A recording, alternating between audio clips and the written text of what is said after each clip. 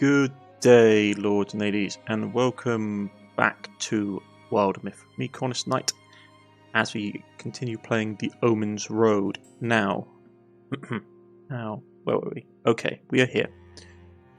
So yeah, gonna do this fight. So, ooh, nasty fight indeed.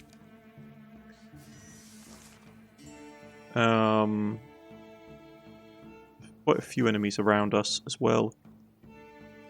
We need to get to the objective fairly quickly. Alright.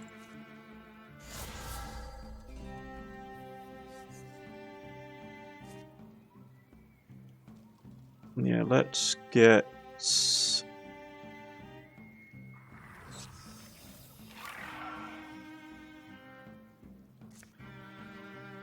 Let's get some things underway, shall we?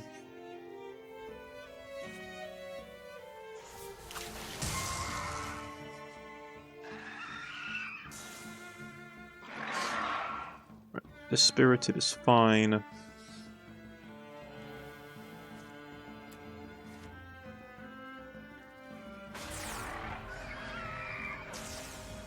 He blocked that one.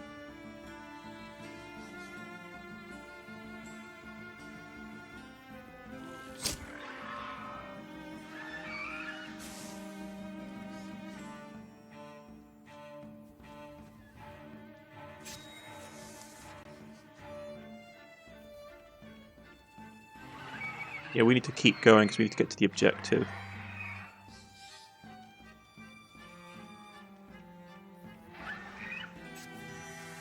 Okay, there's a lot of them.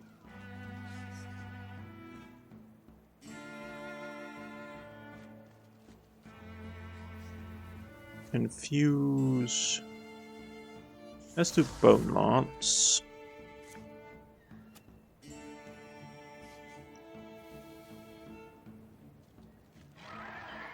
Okay, let's get there.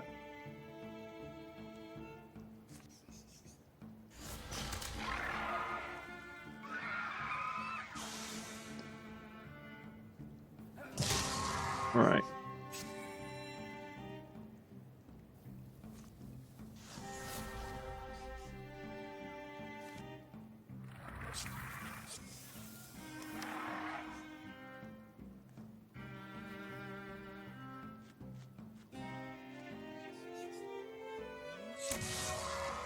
Take an arrow to the head, please.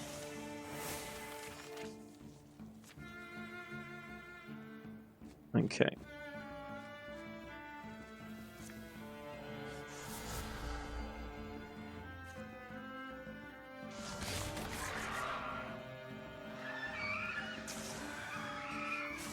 Okay. Take you out.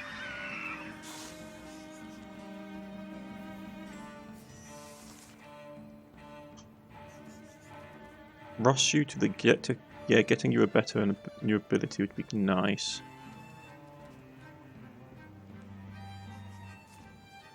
He's behind hard cover, so we need to flank really. Okay.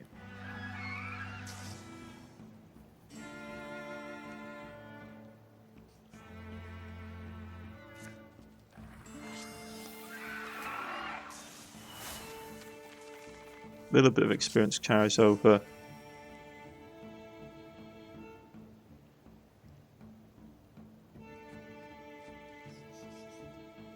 Yep. He's our main melee attacker. Yeah, let's grant you an ability because you're low on the totem pole. Yeah. Base damage increase is good for you. Okay.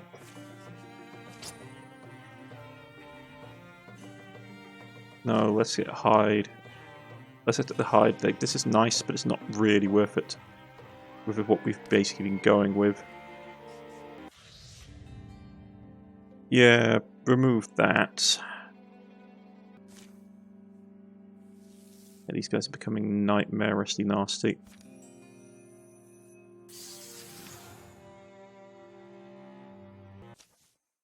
A slow return to wonder. You're really just letting them go? I mean, it's sort of a funny development if here you've been training me all this time, here you've been going with them all this time. But then the great culminating battle looms and your job becomes to sit back and guard the crops. I mean, that would be pretty hilarious for both of us.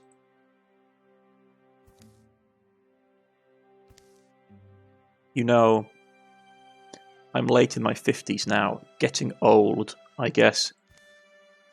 But I'm strong enough that I shouldn't have been left behind. And so many of our days are decided by hesitation, our weak moments. There were those I might have loved, there were many things I might have done, I might have gone with them to the end. Regrets, Malacy. I have regrets. Try not to over-exercise them. Got a cure? Oh, if I did possess such a thing, if I did, what need would I have for those hooded costumes, those romantic smiles? Heh. But, I would say, imagine yourself alone in this place, again, without me, without anyone else, forced and freed to guide yourself. If you harbour regrets, then if you desire more deeply to change the past than the future, where do you think you'll wander off to? There is no going back. I'd be lost, huh?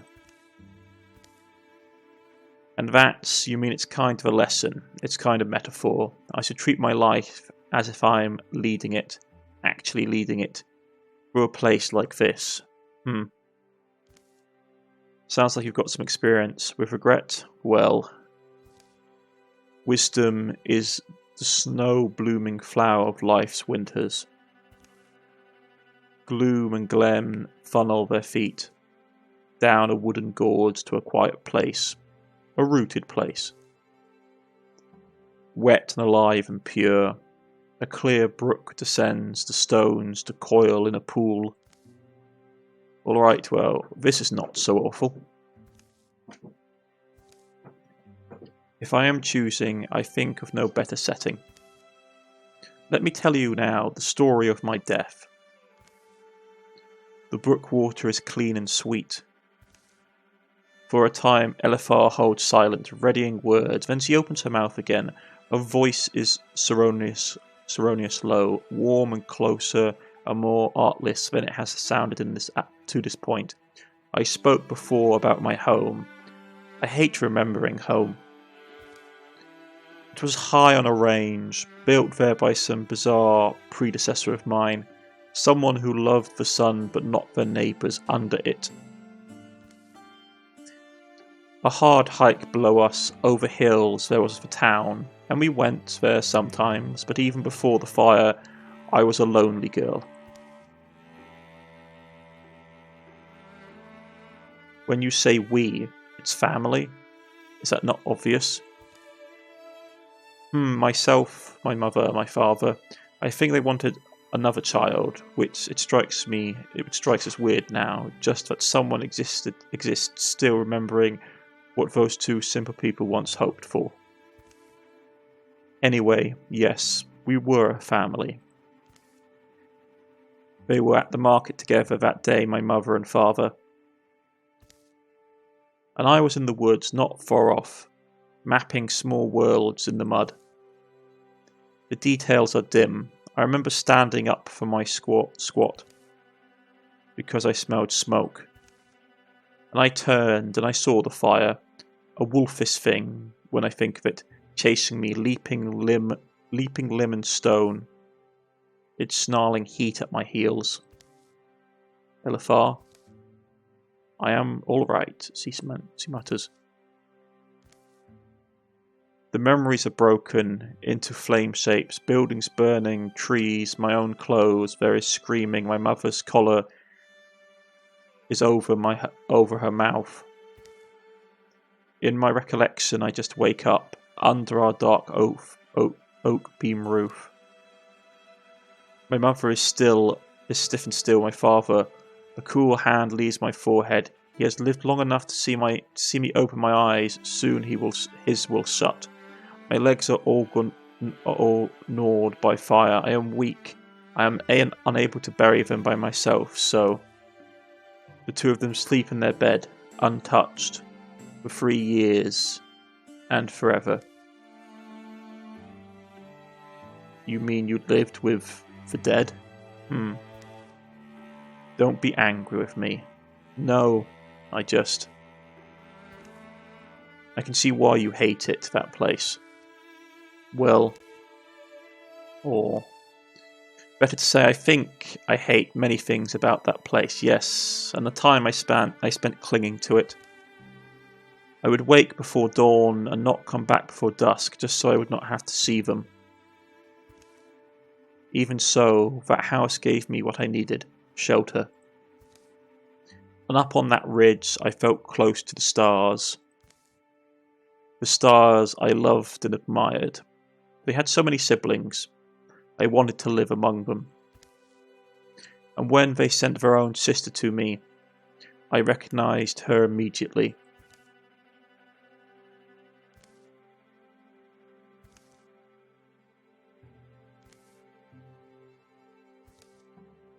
As he follows the falling star into a river, into a pool where it breaks open. Little Orgogen, I knew she had fallen there for me. Ada has a way of sending us what we need.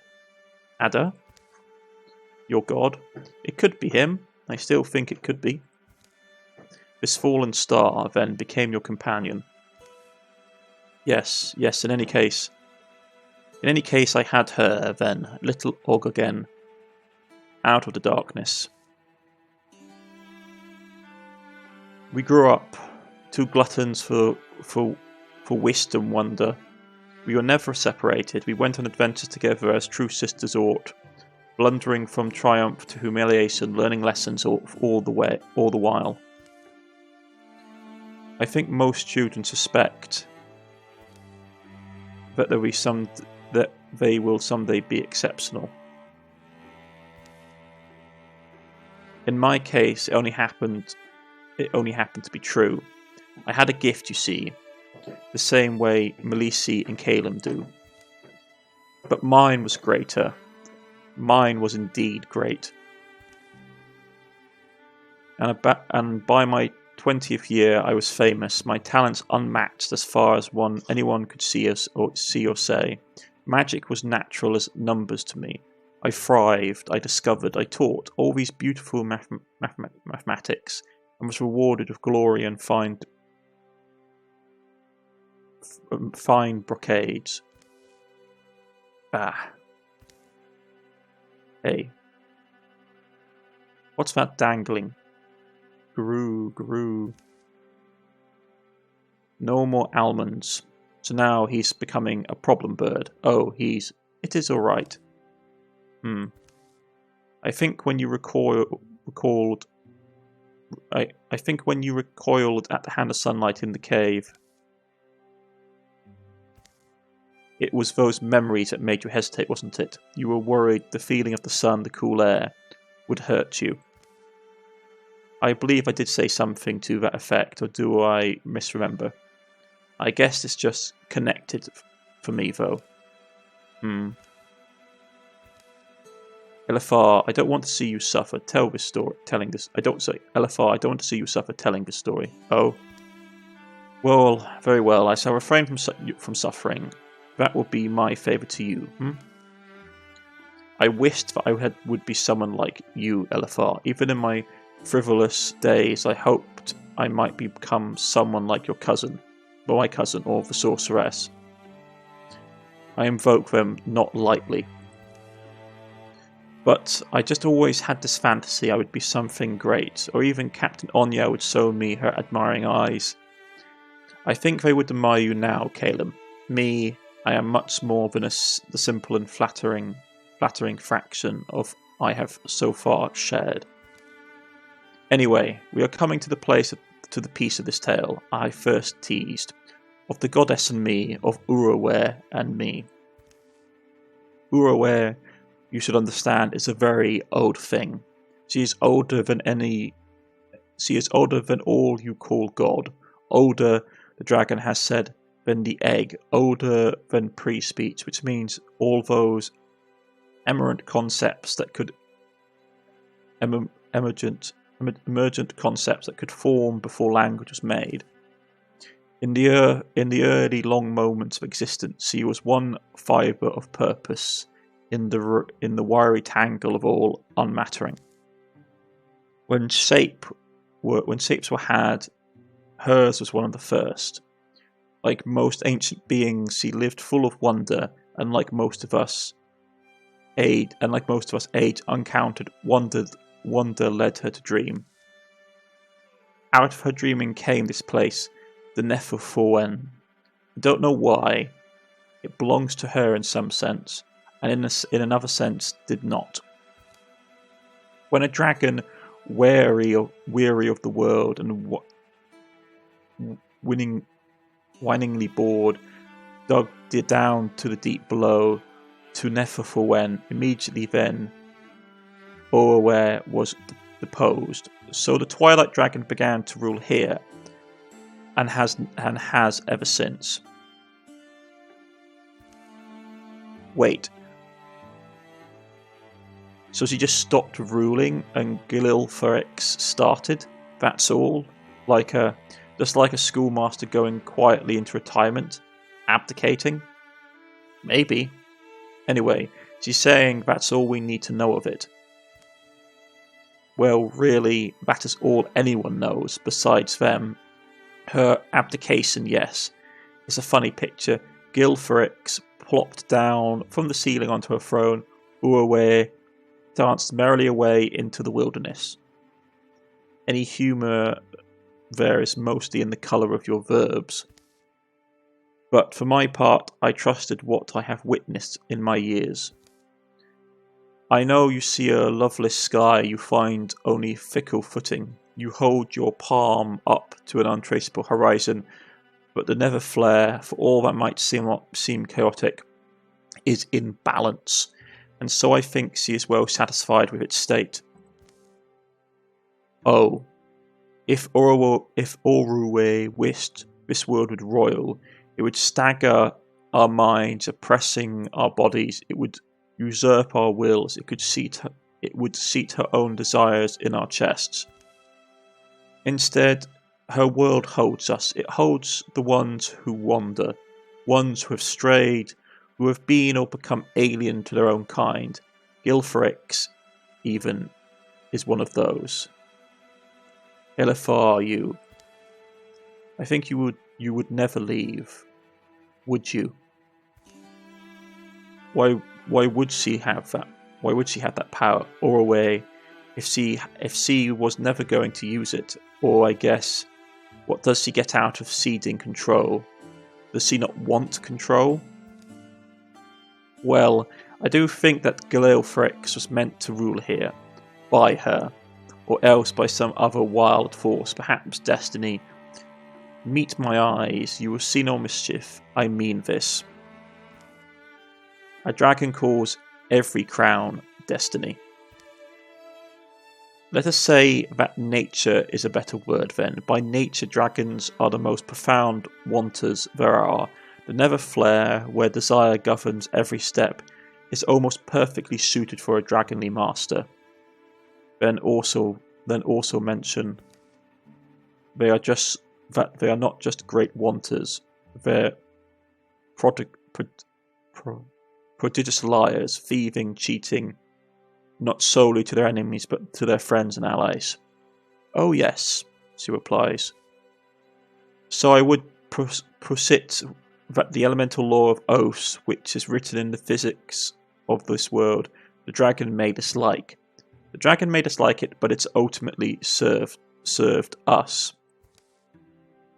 If Gilferix had not need for prudence in their promises, I agree that things would have been much worse. Not just for us and all the little things, but for Grililfrix too. And that is another reason this particular throne is a good fit. Not destiny, then, but nature. Nature discovering its own order, things finding their proper place. Like what? At the dawn of time? You still haven't connected these stories. There was you who went from a sad being to something like glory, and there was Oraware, who ruled until she didn't. What's the... We are close. I am sorry. So Oraware... One second, folks. Right, boy. So Oraware. What is important to know about Oraware is that she is not completely present, but neither is she gone. Oraware, though she no longer owns the fields and skies of the Netherforen, still keeps her piece of it, a forest to which to reside, and she houses ghosts there. These ghosts are of an uncommon kind, those for whom mortal life holds no more promise, immortal rest no peace. But some function of divinity or reality, and for some reason that may not even be known by her own, her wood is twinned into other worlds. It serves as a place of crossing. Uruway, therefore, is often called a god of borders, of life and death, governing a shadow realm. In early ages, when I lived, we already had this myth. Goddess Grey, or Goddess Green, may an old stone wake and hear. To me, a girl with hungry dreams, it all was a great enticement. A resource, a well. I wished to dip my pail in and drink my fill, wash my feet in trouble free again. You will not yet know my name, but I know yours. Uruway, it has a pretty sound. I have heard that you will not refuse a solemn oath, so here is mine. I am someone with no mother. I have power, and many admire me, but I am alone. I would stay with you, goddess, Uruway, if you would make me your daughter.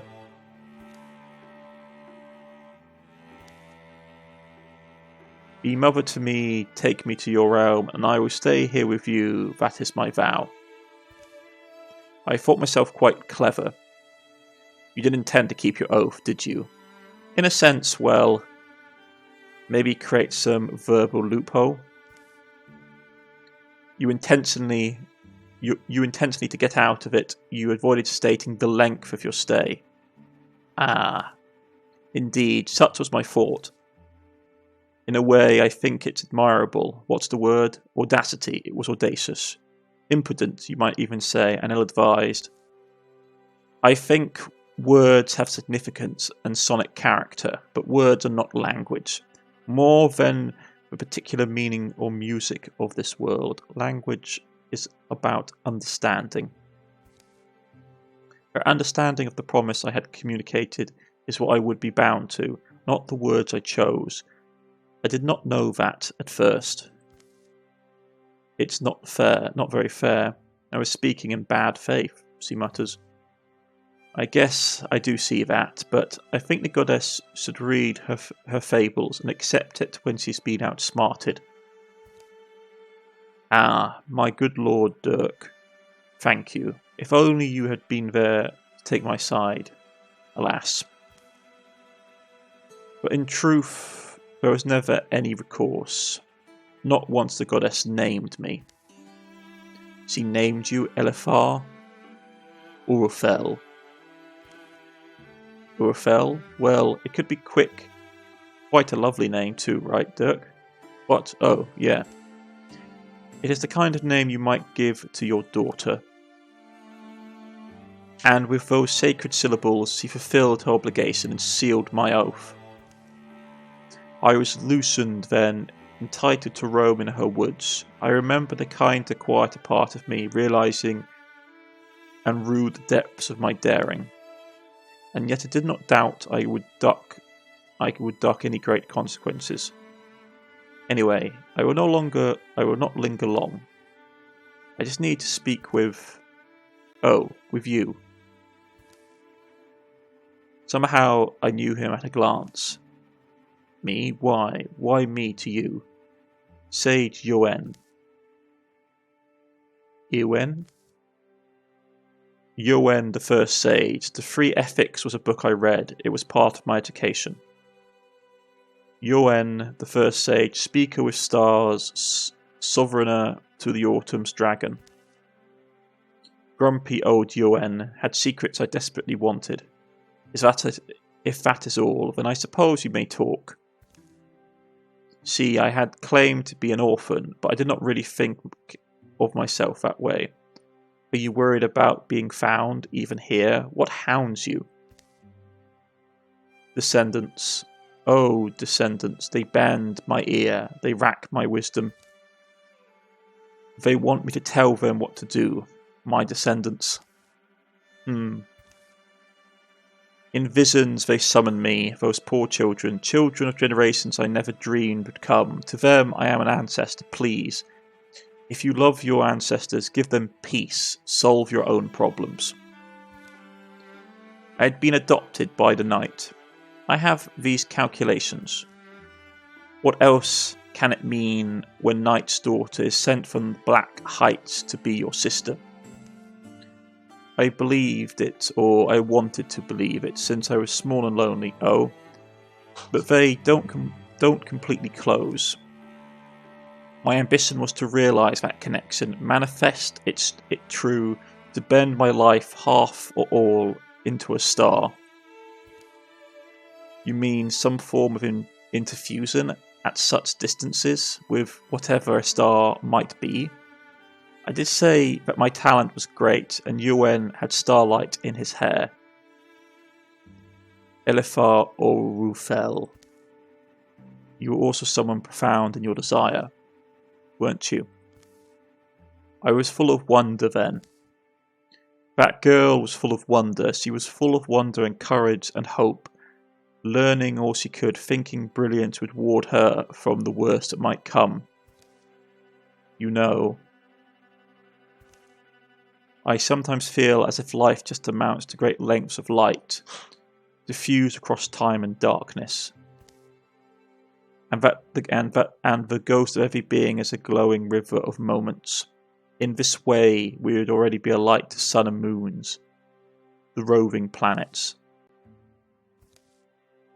But I know you did not risk all of this type for this type of an answer, so I will tell you what I see in this very beautiful book. I can tell that all your figuring is impressive. Oh, it's far more tree-like, more advanced than mine ever grew. I do not fully grasp it. But you are indecisive about your own place in the equation. Weather, time, terrain, variables of circumstance dominate your formula. It is your value as the one wanting, as the one with the animating wish, that you, as yet, have under-considered. Or so it seems to me. Yuen's counsel was spare but sufficient, so I left. You just left? I thanked him, conjured myself back to my little room in the good green world. Would you have used some sort of... Sorry, I suppose I am wondering how. What made that possible? My sister. My sister was my anchor. By the thinnest, subtlest tether I could craft, I had left us intertwined. Tugging on that tether, I pulled myself out of the woods and across 3 rivers, back to my bed and book stacks. How long did you have? Before she chased me down? Not long at all. Time and thought, dear sister, life, death, magic, the wind, they move in loops. All creation in orbits, in rotation. A tea singer once told me, all is constantly a dance. So perhaps the mage herself... Vroom, vroom. Hop. I can see why you might infer that she be limited physically to her own forest. And But that clearly wasn't the case then. Indeed. I made every effort to flee, spent every trick and trump, sought every favour I had accumulated in my small life. In the end, I laid them to sleep on a lake, my life work and my sister. May they rest safe until they are found by curious and capable hands. I turned to fight and lost. In a way, yes. In a way, no. I turned to fight, but there was no fight. God, I think, is just something else.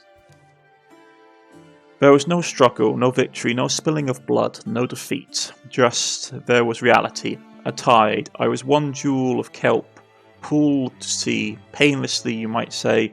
I woke from one sleep to another. A little kelp jewel. And you call it a story of your death.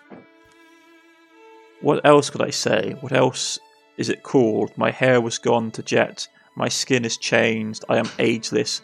I stalk around in a country of ghosts. But still. And my eyes, which were brown and talkative, they are these voiceless moons. They only glare and glow. I am a lostling. A dead thing. A dread thing.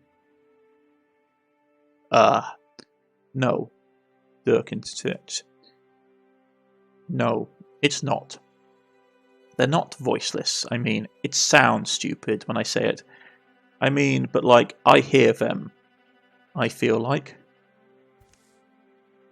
Tell me directly what you mean, Dirk. That would kill me, probably.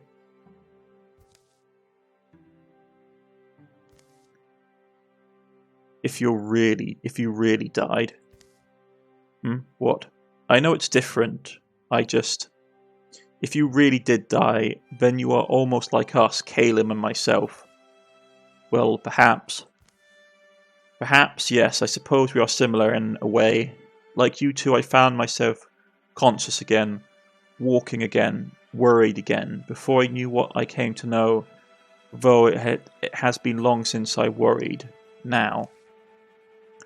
What I'm maybe not getting is, she chased you down, snatched you up, but it's kind of messed up. It feels like she cast you out to roam. I did not return to her forest, no. In fact, we are standing on these damp rocks. All my filming fallible senses would tell me it was these same rocks and waters under me when I drew my first warm whiff of the nether flare. I did not understand it then, and it remains a little opaque. How much of my fate is Aurorwell's will? Was it wrath that drove her, or was it something more esoteric and beyond mortal knowing? Beyond human knowing, let me amend. I think there is this question of when we encountered mysteries, do we hope or do we dread? We do both, though it might be better to do neither. It took me many shifts of spectrum, the slow shape twisting through an intersecting humility, to see that this could be anything other than a curse. She had cursed me to wander these hideous crags and steepises, forever losing my way, forever scouring, weeping and enraged. But what turned you from that belief? Humility, she said. Yes, humility. It was so hard to imagine. Is it so hard to imagine? Perhaps I really am mean. Perhaps I really only mean despair. When I was too tired and hopeless, I would wind up returning here, returning to this one place of solace, this sweet-testing musical water that one day sounded so shrill and odious to me. Pull me knuckle from knuckle, soda from neck, owlhead, Aurel, kill me piece by piece, painfully, I do not care, but kill me, please. Please, O goddess. O goddess, I wronged, please, was my sin so great and hurtful to you? I am sorry. A moment came, I saw myself clearly, my fingers nudged loose a stone in the wall of outrage, and self-sympathy I had built around my soul, and I peered in at myself. I am sorry. Your daughter did not care for the courage of her mothers. For the willingness of her mothers she gave little care. For you who sacrificed your bodies for me. You who mended your smile, dear knight. Even you who held me to your word, goddess. I admit that all I asked for, you did your best to provide. It helped to say the truth aloud, at times to hear if it really sounds like truth. I felt certainty, and grew certain of other things then. Suddenly these things that before were tumbling around in my head settled those questions in me, decisively and surely. I left hope behind and wondered and worried. And that is more or less how I became LFR, a creature who guides others on strange journeys through the dark. You told me it didn't matter where I started, but everything about you is shaped by who you once were. Yes. And that is only my shape. My form, my finger, my name, a wrinkle of my mind does not decide what I decide. Well, I am quite relieved. Truth be told, I was concerned we would learn something terrible about her and be forced to cast her off, or treat her with disgust. It would ruin things, but I was scared for nothing. You were afraid of what? Not afraid, I just want to like her. Sharing all this, Elif Orefel? Sharing all this, I think you would have a reason. I'm glad to listen, I am, but isn't this something what does our knowing help? Well, it helps you know who I really am. But yes, also, there's a more careful reason. I have already expressed that I am not certain what lies ahead. I am no longer sure. Before the last few sleeps, it has been a long time since that was the case. There are things happening here in Neferwen that I have never experienced, so I am made uncertain, and that slowly has led me to worry. So I come again to wonder, not yet to hope, but hope can't be far either, can it? What made it all go different? I mean, do you know? My mother was never so restless before. The Omenroad. The goddess? Omenroad. Those are hers, or they are part of her, possibly. I suddenly feel that is true. I remember the surprise on your face, your alarm when we first fought ghosts. So those are my warning words. Things are moving in the myth. Orwe, and Gilfrix. Their natures, the nature of the Neferwen, their untouching dance. All nature may change, and all knowing may be set askew. A fog may descend and cause you to fear, and you may have to forge through alone. I suppose I wanted you, before any great change is upon us, to know who I am and have been, and know what you want. You must, in this world, know what you want, clear and strong. Her lips sign abrupt, she turns. Not another word, just the cool pink air she leaves full of water songs. Brook damp boulders glisten in the dusty glow of crystal life. Plant life, the warm wet smile is on their eyelids. We're not marching yet, I don't think. I'll just make sure. I'll also just quickly, yeah. They exchange looks. I a little bit wish you had a weird response earlier. When Elifar said she fought the god, I guess you just made a face, and I wondered why. Oh. Just I thought about, if Orwe is a true thing and she dipped a hand in Elifar's life, I think perhaps I may find him as well. Harder Rohana, and maybe I will. That was your god. Yes, I was pious. As I aged even, and got sadder and sire about it, I am still something. I wonder if you should meet your god. What if you don't like him?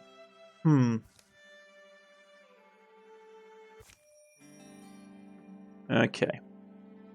So we're on to what looks like to be the last leg. So we have to fight through here. There's an event, some more fighting, raw resources, healing, final confrontation, and then, as you can see here, the castle at the end. But let us leave it here for today, folks. I've been Cornish-knight. This has been WilderMyth, Omenroad, and I shall see you all again next time. Goodbye, everybody.